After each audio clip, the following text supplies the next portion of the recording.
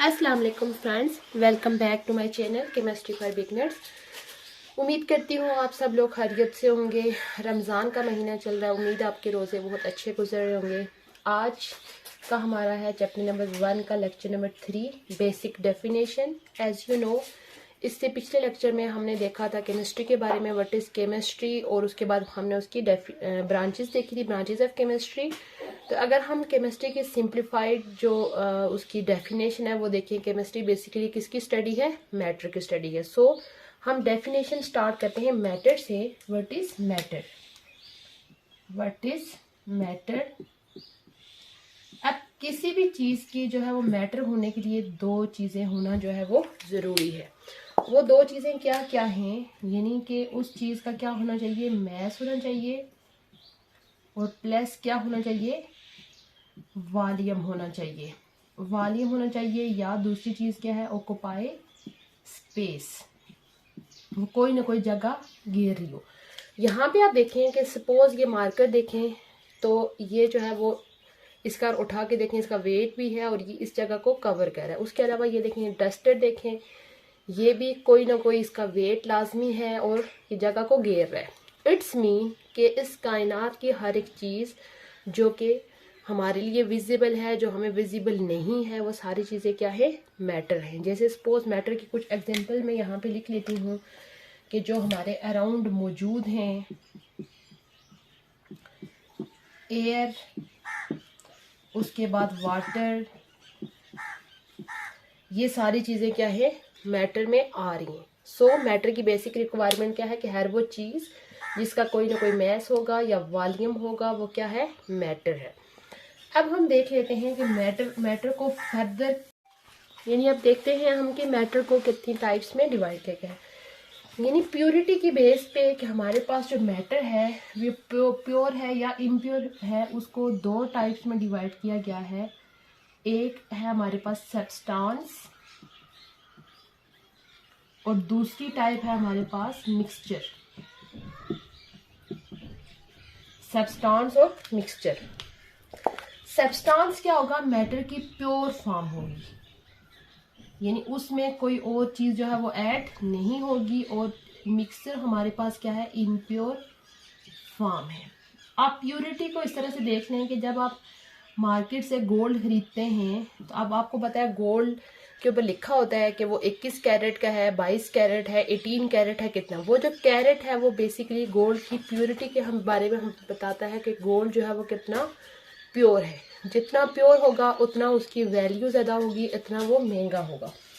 यहाँ पे आप देखिए केमिस्ट्री के टर्म में हम देखेंगे मैटर जो प्योर फॉर्म में है वो कहलाएगा सब्सटेंस, और जो इम्प्योर फॉर्म में होगा वो क्या होगा? मिक्सचर। अब ये जो प्योर फॉर्म में मैटर है ये फर्दर दो टाइप्स में इसको डिवाइड किया गया है।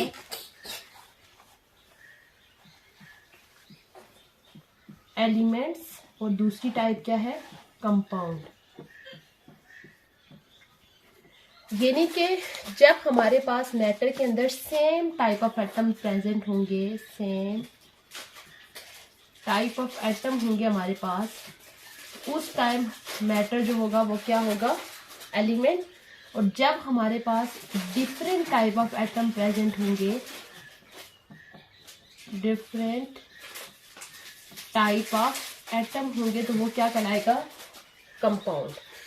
सेम टाइप ऑफ एटम से देखें, यहाँ पे सपोज हमारे पास हाइड्रोजन है, ऑक्सीजन है, क्लोरीन। यहाँ पे आप देख सकते हैं यानी इसमें सारे एटम जो है वो हाइड्रोजन है, इससे सारे एटम जो है वो ऑक्सीजन है, और इसमें भी सारे एटम जो है chlorine. Same type of atom जब होंगे तो इस तरह से।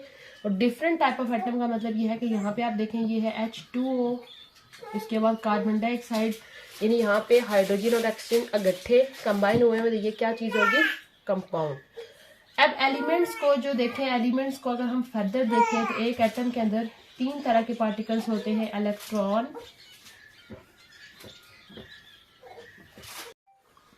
यानी एलिमेंट को डिवाइड किया, एलिमेंट के अगर पार्टिकल्स देखें फर्दर उनमें इलेक्ट्रॉन, प्रोटॉन और न्यूट्रॉन होते हैं। वैसे तो कंपाउंड की भी डिफरेंट टाइप्स होती हैं, बट हम जो है वो अपनी बुक के मुताबिक चलेंगे, जितना हमारी बुक पे डिटेल है हम उसी के मुताबिक देखेंगे।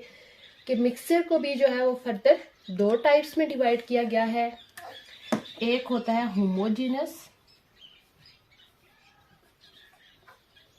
और दूसरी टाइप होती है heterogeneous. Homo means same. Homo का जो मतलब होता है वो क्या होता है, सेम। और इसी तरह हिट्रो का क्या मतलब होता है, डिफरेंट। यानी हम देख चुके पहले ही देख चुके हैं कि मिक्सर जो है वो इम्प्योर फॉर्म है, यानी उसमें हमारे पास एक से ज़्यादा चीज़ें मौजूद हैं। जब दो चीज़ों का मिक्सर इस तरह से होगा कि उसकी जो कंपोजिशन होगी वो सेम होगी, वो मिक्सचर होगा होमोजेनियस मिक्सचर। और जब दो चीज़ों का मिक्सचर इस टाइप का होगा कि उनकी जो कंपोजिशन एक दूसरे से डिफरेंट होगी, वो होगा हेट्रोजीनियस। इसके लिए मैं एक एग्जांपल लिख लेती हूँ। सपोज अब देखें एयर है। एयर बेसिकली बहुत सारी गैसेस का मिक्सचर होता है, लेकिन देखने से आपको आइडिया नहीं है कि एयर में कौन कौन सी गैसेस प्रेजेंट है, क्योंकि मिक्सचर क्या है, होमोजीनस है। उसी तरह आप देखें हेट्रोजीनस। अब आप देखें हमारे पास सॉइल है, सॉइल मट्टी। अब आप देखें कि क्या पूरी दुनिया के ऊपर अंदर जो सॉइल है, जमीन है, क्या वो एक जैसा कलर है, नहीं। हर यानी डिफरेंट टाइप्स ऑफ, यानी कि जो सॉइल की जो डिफरेंट टाइप्स प्रेजेंट होती हैं, क्योंकि उसके अंदर जो कंपोजिशन होती है वो क्या होती है, डिफरेंट होती है। ये हो गया हेट्रोजीनियस मिक्सचर। अब मैं एक और जनरल एग्जांपल जो है वो कंसीडर करती हूँ, जिससे आपको मज़ीद क्लियर होगा कि हमारे पास सपोज के हाइड्रोजन है, ऑक्सीजन, क्लोरीन और सोडियम। ये हमारे पास यहाँ पे आप देखें इन चारों में एक ही तरह के एटम प्रेजेंट है, तो ये हमारे पास क्या है, एलिमेंट है। जब यही एलिमेंट आपस में कंबाइन करेंगे, सपोज हमारे पास H और O2 आपस में मिल रहे हैं, तो इनके मिलने से बनता है वाटर। इसी तरह सोडियम और क्लोरीन के मिलने से क्या बनता है, NaCl। अब हमारे पास ये दोनों क्या बन गए, कंपाउंड बन गए। ये हो गया सोडियम क्लोराइड और ये हो गया वाटर। अब इन दोनों को जब आप फर्दर आपस में मिलाएंगे, सपोज हम NaCl को किस में ऐड कर रहे हैं, यानी आप नमक को जब पानी में ऐड करेंगे तो उनके मिलने से क्या बनेगा, सॉल्यूशन बनेगा। ये किसके एग्जांपल है, होमोजीनियस मिक्सचर की एग्जांपल है। इसी तरह आप यानी कि पानी हो गया, यानी आप अगर NaCl है, उसके बाद इसमें आप सिलिका मिला रहे हैं, प्लस आप वाटर ऐड कर रहे हैं, इन तीनों के मिलने से हमारे पास जो मिक्सचर बनेगा वो क्या होगा, हेट्रोजीनियस मिक्सचर होगा। ठीक है, ये थी मैटर के डिफरेंट टाइप्स। अब हम अगर इनकी सेपरेशन की बात करें, तो ये जो मैटर की प्योर फॉर्म है उसको फिजिकल मेथड को यूज करते हुए सेपरेट नहीं कर सकते, लेकिन मैटर की जो इम्प्योर फॉर्म है उसको फिजिकल मेथड को यूज करते हुए सेपरेट कर सकते हैं।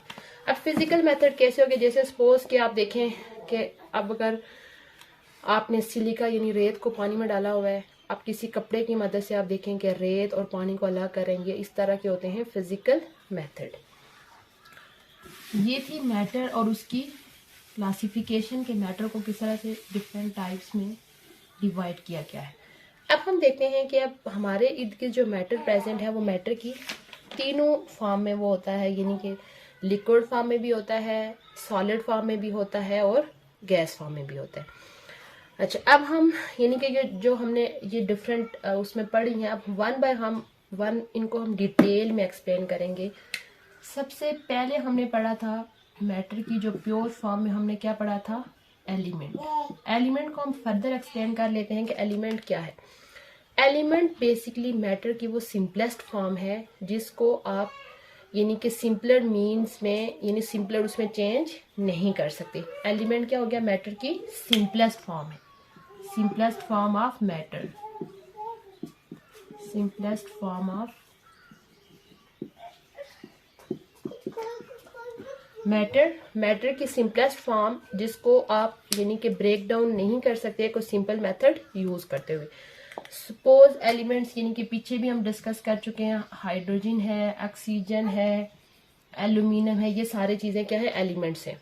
अब पीरियोडिक टेबल यानी एलिमेंट्स का जो रिप्रेजेंट करने के लिए सिंबल यूज की जाती है,